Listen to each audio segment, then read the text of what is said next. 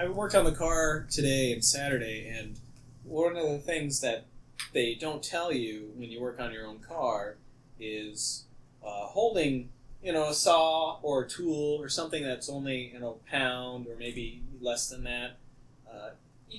I'll hand it to you and you hold it and be fine, right?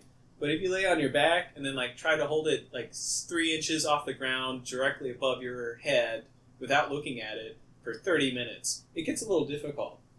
Yeah, but it's an exercise that your body's not used to. Right. It's like, take the 5-pound dumbbell and try to do a curl with it. It's no problem. You can do that all day long. But to do it over your head or on your back and go straight up uses entirely different muscles.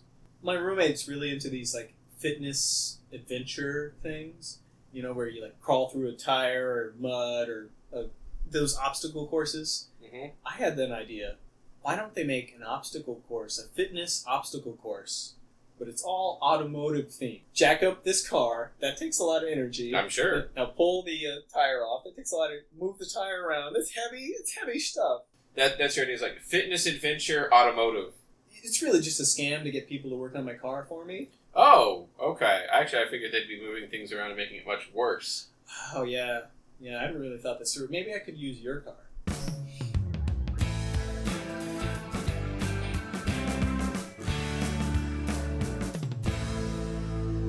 Welcome, folks. This is HIMYM Superfans. Hey, Chris Venezia. Hello, James Hamilton. This is the podcast where we talk about the CBS comedy How I Met Your Mother. And as always, we will ruin this show for you. Yep, spoiler alert. We're going to spoil the whole series. So, what episode are we doing today? Let's do Swarley. Swarls. Mm-hmm. Swarls Barkley. Swarley man. The Swarlson McNamara Center of Swarlton. That was terrible. I'm sorry.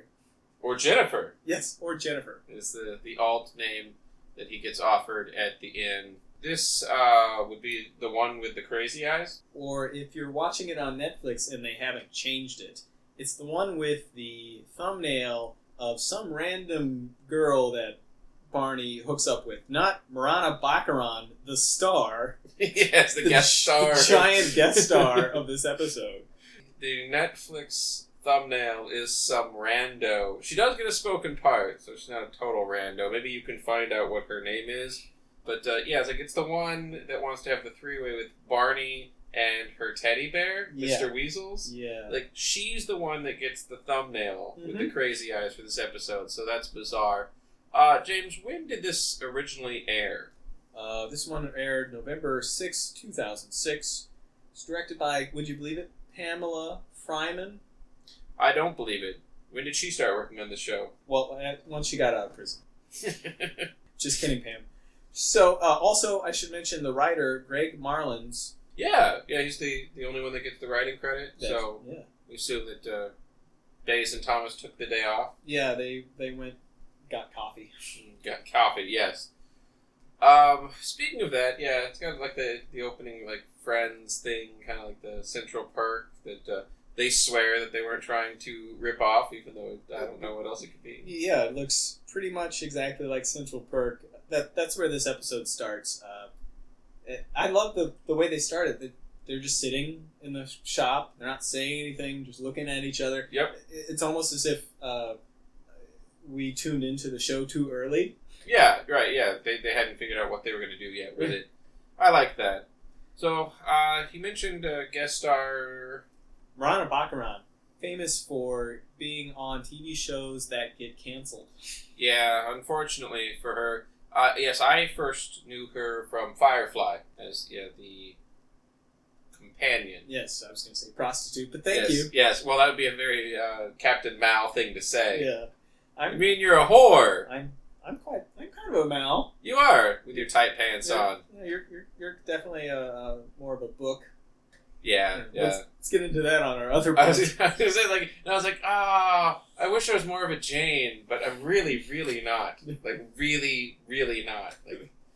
That's, maybe a wash. Well, I mean, that one time I walked in on you playing with your dinosaurs. Mm-hmm. Really. You like my dinosaurs. Also, guest starring in this episode is a Tom Link, actor from another Joss Whedon TV show called Buffy. Oh, okay. Yes, Brian. He says he has an interesting story. Tom or Scott or something. Yeah, Scott. Yeah. Boring name. This story is apparently not interesting to Lily, and she just leaves.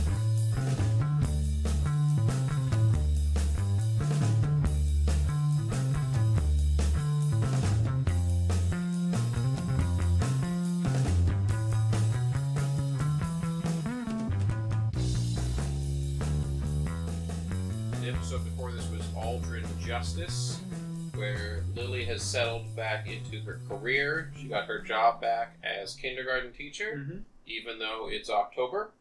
And she should have probably already had that lined up. Maybe previous kindergarten teacher had an accident. Yes. Was how Lily gets her job back. Yeah. So definitely a Lily episode.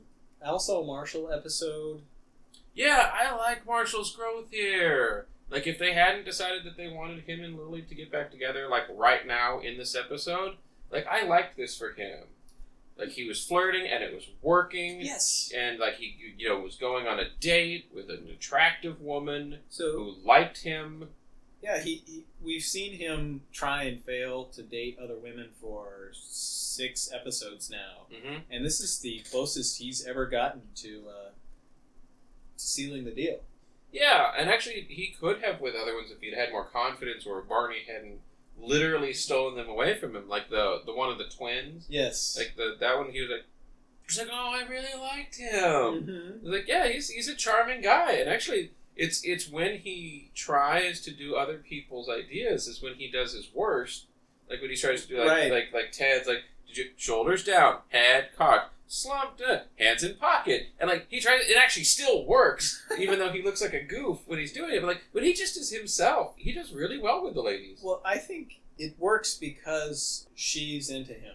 Yeah, like they said, he told that terrible pumpkin joke 3 times. Yes, or actually he told it twice. The third time he just said, "Remember it?" Yeah, referenced the first time, and said, "Yeah, that first time that was funny." Yeah. But yeah, the pumpkin. How did you fit the pumpkin in the cup? It's not very good. It's actually more of a Tedism, like the bad dad joke. It's a dad joke, definitely a dad joke.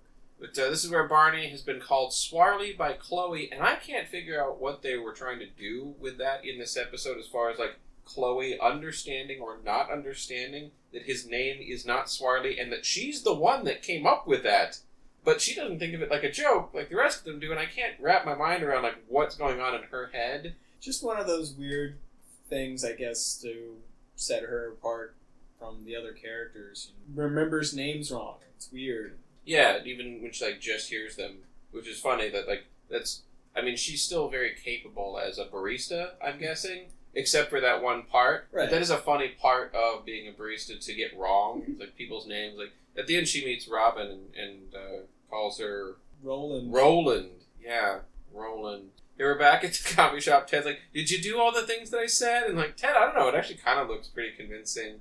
But yeah, Marshall looks like a monster when he's doing it. Like an uncomfortable monster with a wedgie. It doesn't work for, I think, Marshall partly because he's a big, giant guy. That's true. Ted's not tiny man, but he's certainly smaller than Marshall. Right. So Marshall gets a free pumpkin latte or an empty Chloe. cup. Or an empty cup. Yeah, she could have done that. Yeah, just said, tell him it's a pumpkin latte. And it's got her number on it. She looks back all coy-like and got her number. So, yeah, good job. Good job, Marshall. This is the episode where we learn that Robin has a mother.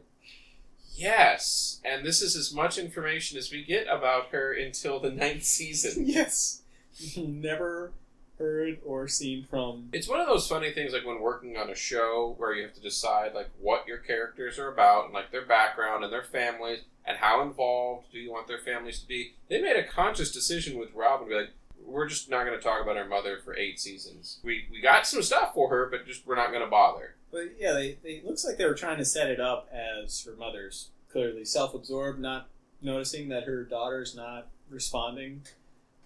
And then in season 9, there's a little bit of implied story where the mother and Robin don't really get along, and it seems like the mother's not going to show up to the wedding, and they're both cool with that. Well, she was sad, but like she understood. Like that's what she thought was going to happen. That's what Robin thought was going to happen. It's like, well, yeah, like she's not going to be here because she can't fly.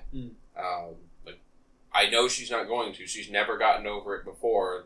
My wedding isn't magical to make her suddenly get over her fear of flying. Robin accepts it for like what it is. Like it's distant. We don't really get each other. They love each other, but they don't see eye to eye. They've had clearly very different lives, especially if her mother spent most of her life away, which we assume because every time they flash back to Robin's childhood, it's her and her dad. Yeah. Yeah. Where is your mom? Yeah. Not flying somewhere. Nope.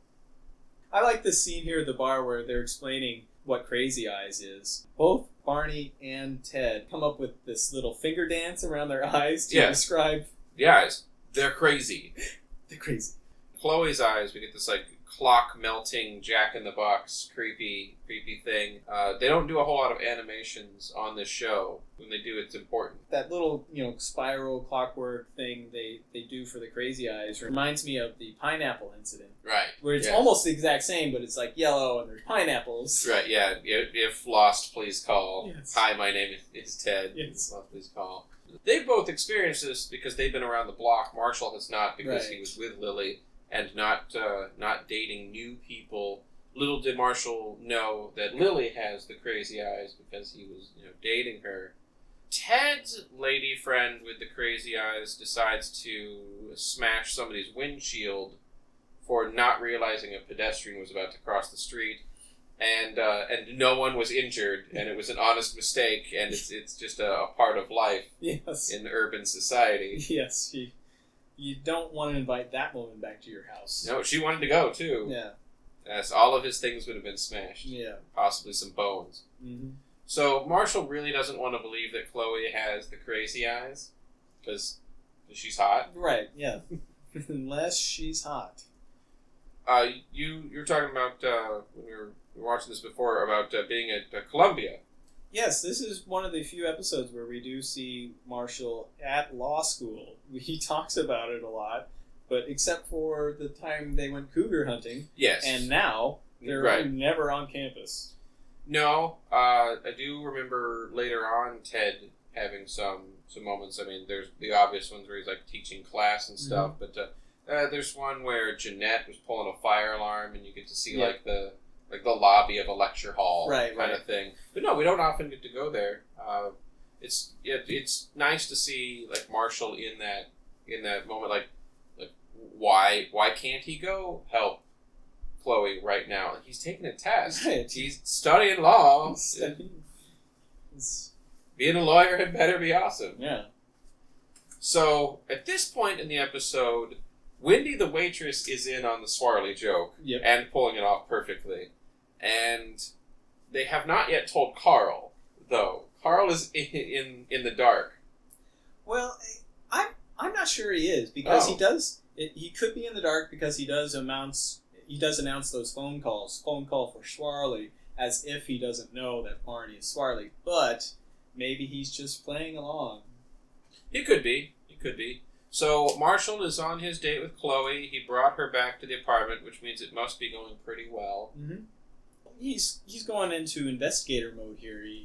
He's staring into her eyes. He's like, and she's like, "I like your eyes too." He's like, "Shut up! Stop blinking." Yeah, okay. Yeah, that's great. Stop blinking. But like you can't on a first date indicate anything other than like that you're giving the other person the benefit of the doubt if you want there to be a second date. You and I have really different dating styles.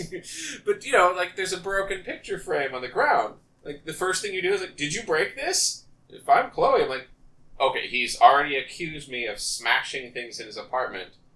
This date's over. You can't just start accusing people of stuff. In that scene, they do this thing that they do in How I Met Your Mother, where they play the scene again from a different perspective. And it makes much more sense. I like that the girls here have the opposite of crazy eyes is jerk nails. Jerk nails, yeah. The guy who has, I guess, too clean or crimped nails. It's actually likely to be Barney, depending on, But he does get his bi-weekly mani-pedi. Yeah. So, yeah, I mean, he's kind of a jerk. Yeah, well, yeah, that's true, too. So, I guess that does work. It holds up. So, I did want to throw out there, like, Lily jumping out at the table. Mm-hmm. We were talking about that before we started recording, that we both wondered if there wasn't, like, padding on the coffee table. Because if Alyson had gone too far, or a stunt person, I don't know which, but if whoever jumped out there had gone too far and they didn't put padding on that table, that looked like that would have hurt. Well, yeah, and I went by it frame by frame trying to spot where I could tell it was a stunt woman. Because even if they did have a bunch of padding, if they moved the table, just having Alyson perform a stunt like that, even if she gets a minor injury, the show's production shut down. Mm. Or they have to rewrite episodes to write her character out. Or now her character's wearing a cast. I do love this, though, where like Lily's like, this is ridiculous. What's ridiculous is that she's not getting results to her. Like, that's what's ridiculous. But she goes ahead and then, like, starts screaming in a man voice, like a monster voice, like, turn around, Chloe! And, like, that's not ridiculous. No. So here we get Lily's 2 solutions for the Chloe problem. The latter one is Chloe's accident. Yes. That's what that's called. Could mean anything? No, I don't think that it could mean anything. Well, this is what I mean. Like, you're on a date with somebody, and they're like, yeah, no, I mean, something happened one time, things got out of hand. You kind of got to hear what the story's about. Well, yes, the story is her accident, she's planning a murder, yes. Or she's planning to scar her with acid so she's not so pretty. Right. But she'll be alive, so that's okay. You don't find out. Maybe she's planning to accidentally put her on an airplane to another country. Who knows? I do like that her first choice was actually more reasonable, and it's still not reasonable at all. Well, yes, the fake pregnancy. Yeah. She said, like, that time we did it at the brunch. Yeah. So that would be 3 months, maybe less, a little less than that. I was trying to do the timing earlier. I don't think it's actually even been that long. Yeah. Because the brunch was probably only a few weeks ago. So she shouldn't really have any idea. I mean... Well, anyway, I don't know a whole lot about pregnancy with my lack of uterus. But I think it probably would need to be a little bit longer to be sure. But also, terrible idea. And she's sure that she's not. Right. It's all fake. It's not like she's Phoebe from Friends and she can just tell. Right. Like Lily's plan number 1... Fake baby. It's fake baby. It's fake baby! It really was. Yeah, it's fake baby. So here they got Barney there, and they got some radio DJ to call him Swarley on the radio, and a woman, which may have been going a little too far, but here's where Barney storms out. He hates it. It's not funny. I've never done any... And then that's when he realizes, I've done tons of terrible stuff to these people, and I've kind of got this coming. But I'm still upset about it, and he's not, like, equipped to handle that kind of teasing. I think, like, with his childhood, like, he got picked on a lot, so... Yeah. He's not equipped to handle this. Well, he doesn't like filling this role in the group.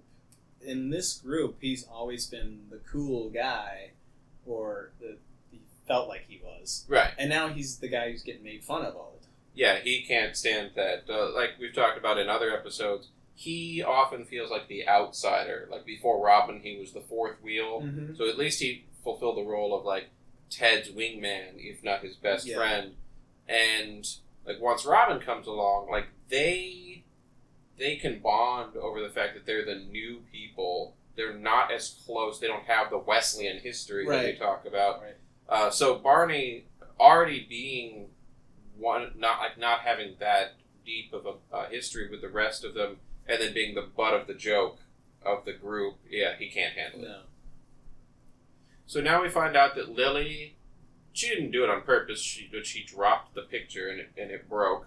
The picture that Marshall accuses Chloe of breaking. You keep saying accuse. He asked her. Yeah. The only reason that you'd ask, though, is because you were sure that they did. I guess I just don't like the word accuse. Fair enough.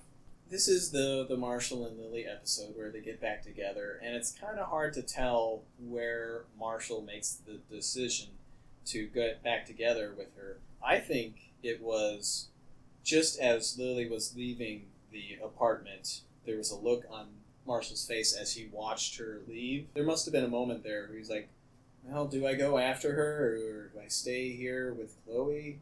And that was all just in a look. That could be. I actually feel like it wasn't until like right before they kiss. Like he's having this conversation with her, and he actually almost looks upset with her. Mm-hmm. Like I've been doing better. Like the reason I'm in this place is because of you, because you left, and I'm upset about it. I'm on this nice date with this nice person who's not crazy, right? And he's thinking like how crazy Lily is to go to these lengths to keep him from having an enjoyable date with Chloe. And it's sort of in that he realizes like how much Lily wants him back. Mm-hmm. For whatever reason that she wants him back, whatever the reason is, because there could be some good reasons and there could be some not so good reasons, but she wants him back and he goes for it. That's what I think.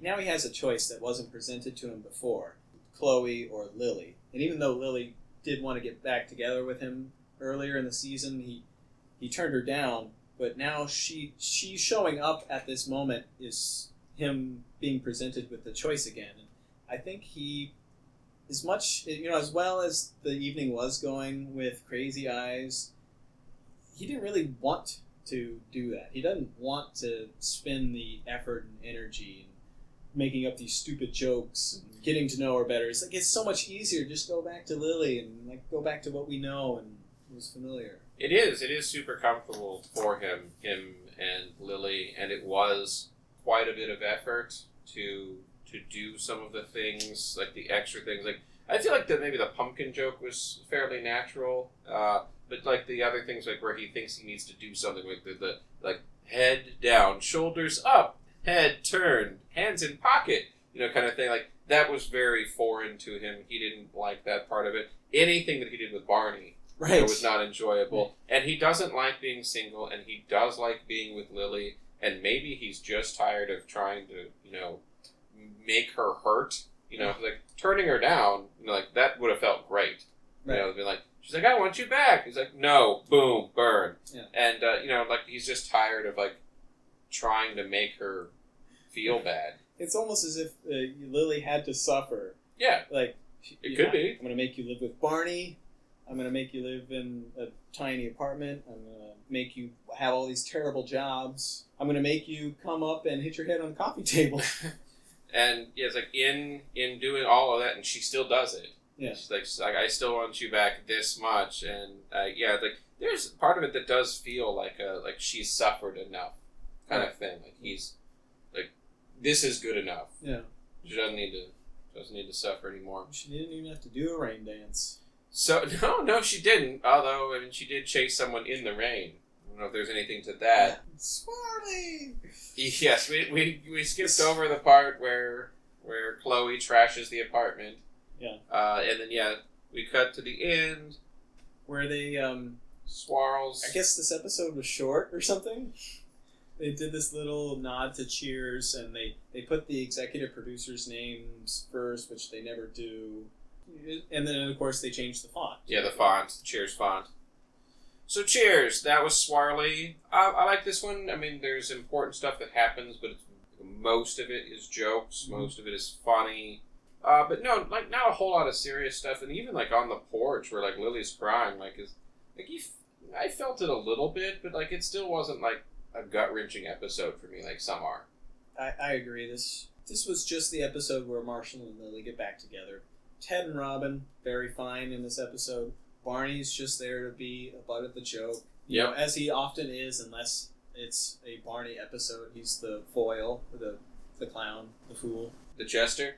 Yes. Thank you. I don't know, you came up with like three. I was like, oh, just come one more. I needed another one. So yeah, it's important for the story, but it's amidst 20 minutes of jokes, and then like two serious minutes near the end. Yeah.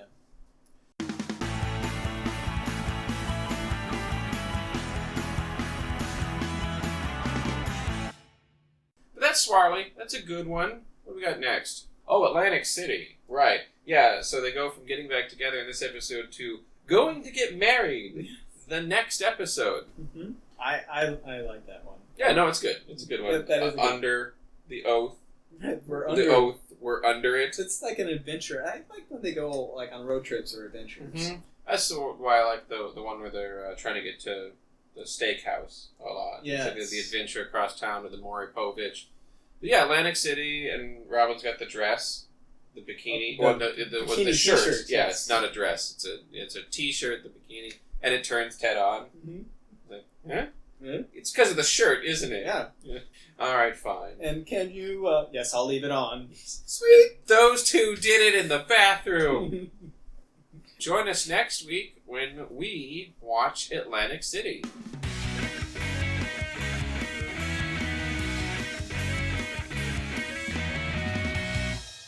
So that's all we had to say about this one, folks. What do you have to say? Check out the Facebook group. It's gotten a lot better. We've got some videos up at facebook.com/groups/HIMYM superfans. And if you prefer Twitter, my handle is @HIMYM_James. And we're also on YouTube. Just search for HIMYM superfans. Yeah, you'll find it. You know, we work really hard on this, and what we ask in return is like a like, a comment, subscribe, share, upvote, retweet, and give us one Swarley at how'dyoufit.that.pumpkin-in-that-cup.com. We really appreciate those likes, shares, and little tiny pumpkins. Yes. How do they get in that cup? Please give us those shares and likes so that we don't have to get jobs as baristas. I'm not good with names. Well, that doesn't seem to be a problem. I guess not. So check out Facebook and Twitter for new stuff all week. Thanks, everybody. Bye-bye.